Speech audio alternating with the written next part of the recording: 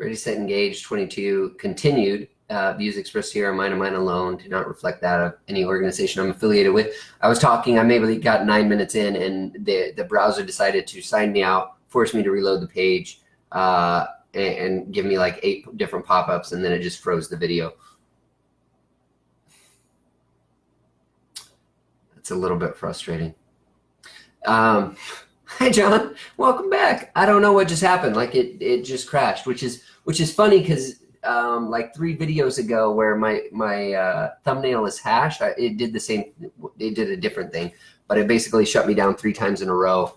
And I think I was talking about something political at that time as well. I think that was Ready, Set, Engage 18 or so. Yeah, I don't know. I don't want to say Facebook is doing a Facebook Live conspiracy. That makes no fucking sense. And who cares about some guy to, a low amount of viewers, but it happened. So reloaded, refreshed. I didn't actually have to sign in again, despite it telling me to. So Alex Jones, he still lives page. The before this one kind of covers that. Kaepernick and the gun dilemma, like, if you're trying to protect yourself from the government, but also saying that the government is the only one that should have guns, you're probably antithetical in your position, and you should question what it is you're advocating for. On episode 21, I talked about there's a conservative news anchor that it feels like should be the next one for targeting, because he's the only one that still sort of has a prominent platform, and that's Tucker Carlson. I couldn't think of his name yesterday. He did a really good interview with Rubin on the Rubin Report. Is it Dave Rubin? I don't remember the guy's first name. Really, really good interview. Highly recommend watching it. Talks about all kinds of stuff from Trump to just like what's going on with the country to like the right versus the left, or just the ability to analyze stuff. Like it's actually a really good interview. Tucker Carlson, I don't watch Fox News, so I don't watch him a whole lot, but actually a much smarter guy than I was giving him credit for personally. Oh, and then election meddling. So yeah, of course, we're coming up on an election, and everyone likes to get into election meddling, and so we're talking about Russia again, which is interesting. But when you talk about Russia, you have to realize that the entire Russia Mueller investigation was 8 people in Russia. Their funding was a total of $1 million, and we're worried about them forcing the hand or jeopardizing the integrity of our electoral system. That's fascinating. What you might have missed is they not only did stuff that was pro-Trump, they also did stuff that was pro-Hillary. They also did stuff that was pro-Sanders. And so they were kind of all over the board. Like, it wasn't just Trump stuff. And so they probably didn't swing the vote towards Trump specifically. It looks like there's another claim that there's some election meddling somewhere that's going on. I didn't read much about it. I really don't care. Another country trying to meddle in our elections. I think they have almost zero chance. Yeah, and I say that with the best of spirits or intents in mind, because when you talk about election meddling, you're talking about trying to swing the vote for a particular political identity or political side, I suppose, party. And if you really want to talk about election meddling or trying to control the political discussion and discourse, then you need look no further than the mainstream media in the United States, the major tech organizations, the Google, the Facebook, etc., that suppress conservative opinions and viewpoints, and then like brandish and further extend or echo liberal viewpoints. Like, that's election meddling. That's basically all the Russian people were actually accused of. Those 8 guys in Russia that were actually accused of all that stuff. It's nothing more literally than what the tech industry is doing for our electoral cycle, especially as we're sitting here in midterm elections. So while I think it's interesting that there was another country that gave enough shit for 8 people to be employed to meddle in our elections, I think it's one of the Orwellian accusations that's really something that the left is doing, just realistically. Yeah. Omar, go ahead and look it up. If you find any more in the Mueller investigation than those 8 individuals inside of Russia that had $1 million in funding and that posted advertisements for not only Trump, Sanders, but also Clinton, then I'm happy to hear it. But that's literally all that came out of the Mueller investigation. If you want to talk about the indictments that happened out of the Mueller investigation, those are interesting, but they're not related to election meddling. In fact, one of the guys is in trouble for being a Ukrainian, is it diplomat? Or like Ukrainian lobbyist from 2012 before anything to do with Trump. That might actually be 2 of the guys. So like the investigation from the Mueller thing inside the FBI has little to do with the election meddling from Russia. Happy to have this discussion and look it up. I would prefer to be more prepared and give you citations. But there's basically nothing that came out of it after 2 or 3 years. And so when you talk about election meddling, you should be worried about the high-tech industry and suppression of the Republican voice or conservative voice and sort of branding the leftist ideals, because that's really what's taking place. And part of it is machine learning. Part of it is actually like maybe well-intended people. They might actually think that they're doing right and being just by suppression of views that oppose their own. But that's not how political discourse should work. And so like the last 2.5 or 2 continued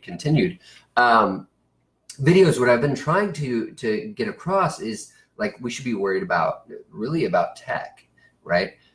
And it sounds sort of defeatist, and it sounds like, well, what the hell do you do then, right? Because you've got the left so far detached from center, you've got the right like losing all its voice. But the existence of a 2-party system exists, like it's going to exist. Even Marx, on that link I posted yesterday, Marx basically says, hey, you have to have a 2-party system, at least. It's a truism. It's not something you can get rid of. So the left trying to kill off the right is just asinine and stupid, because even Marx says, hey, that's a thing, it has to exist. I digress. So the question becomes like, how do you fix it? How do you fix this partisan system where the left tries to totally suppress the right starts to lose its voice, mainstream media becomes high-tech, and high-tech starts taking over the machine learning algorithms that then suppress further the right and extend the left? How do you fix it? Well, that's the problem, right? Because there's no incentive to fix it. There's no money to be made by fixing the system or bringing it back centrist. Term limits. Okay, let's talk about term limits for a second, because the idea that term limits are going to work, I don't know where it comes from, right? Because here's the thing. The Senate and the House get pensions for single term, okay? So the people who are going to benefit from term limits is actually the people that rotate through the system. It's not actually like, hey, it's this great thing. Instead, we're going to be taxed more and have to pay more pensions, more salaries. Those guys don't go away because they're not in elected office. And so like the amount we're surprisingly saving by keeping people in for multiple terms would be lost. Like term limits is a fascinating thing. I don't know where it actually comes from. Like it'd be a really cool thing to sort of dig into and see who benefits the most. But I don't think term limits is actually the answer. You need people with tenure that are actually intelligent, and we need people to be informed on who they're voting for. I mentioned yesterday that Chavez and Gowdy were like my fucking heroes, because they were very articulate, well-educated men. They were mostly conservative or at least conservative-leaning, but highly articulate. And they would go on any program and talk about their position, and like nobody would really destroy their position. Like they were sharp and intelligent people. And then you got people like is it Maxine Waters from Texas that just like, she's off the train. She says some crazy stuff. Like look up Maxine Waters is crazy. You'll probably find 1,000 videos of her just. You've got who is the. Is it Corey something? No person that is elected by people should be allowed to accept money from corporations.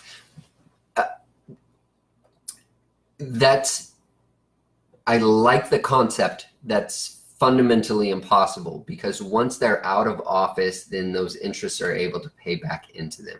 So basically you would have to say that they can never be employed again, which if you're advocating for term limits, then you really can't say, well, they can never be privy to a private corporation again, whether that's in a consultant role or a board member role or whatever. Like, a lot of that's how they get sort of the silver lining. And so it can't work that way. It's a great idea, but functionally it can't work unless we decide that taxpayers are going to pay them more money, higher pension, and bigger silver lining than they could ever get by private entities. Like, functionally it just doesn't work. And when you talk about libraries, right, when you talk about the Clinton Library, the Clinton Library was established. They moved the Clinton Foundation to Canada, and then that foundation was getting millions of dollars from like Saudi Arabia and stuff. So even there, you're dealing with an organizational structure that allows them to sort of do the back end.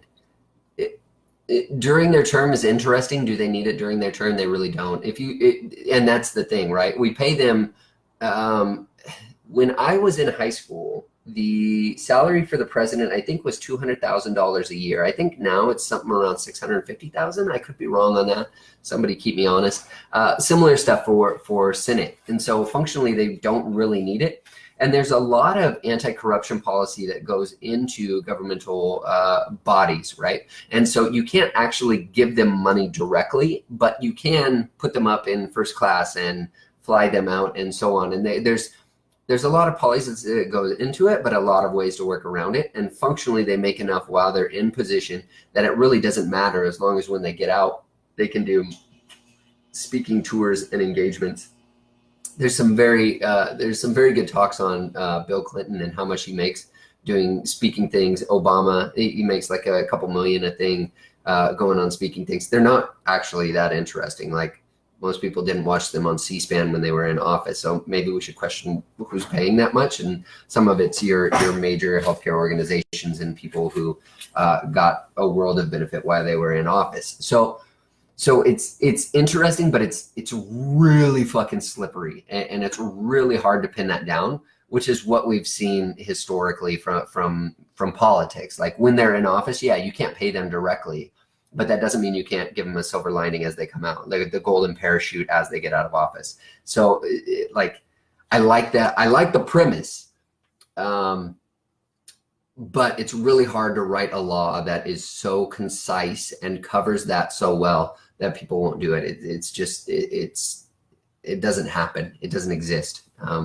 And from a political standpoint, and from a libertarian or federalist sort of standpoint, I would prefer less laws and sort of less rigidity, because the more we try and hit that, the more we're going to create loopholes, and the more we're going to screw it up, but the more we're going to screw over good, well-intended people, because you'll have to create organizational bodies and then fund those organizational bodies to look into if all those things take place later on. It becomes a huge mess, and you have to have a really big governmental agency and framework in order to support those sort of policies and enforcing them over time.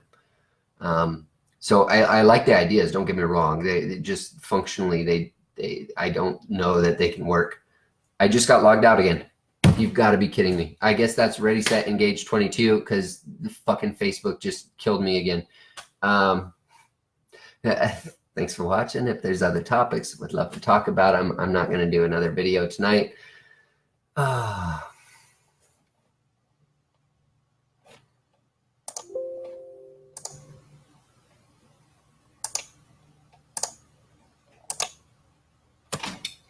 Is it still going? I'm getting errors on the Facebooks constantly now. It just tried to sign me out again and told me to reload the page 3 times. Reload the site, prevent this page from creating additional dialogues. Cancel. If I'm still going, I'm not touching anything. I closed out all my other browser ones.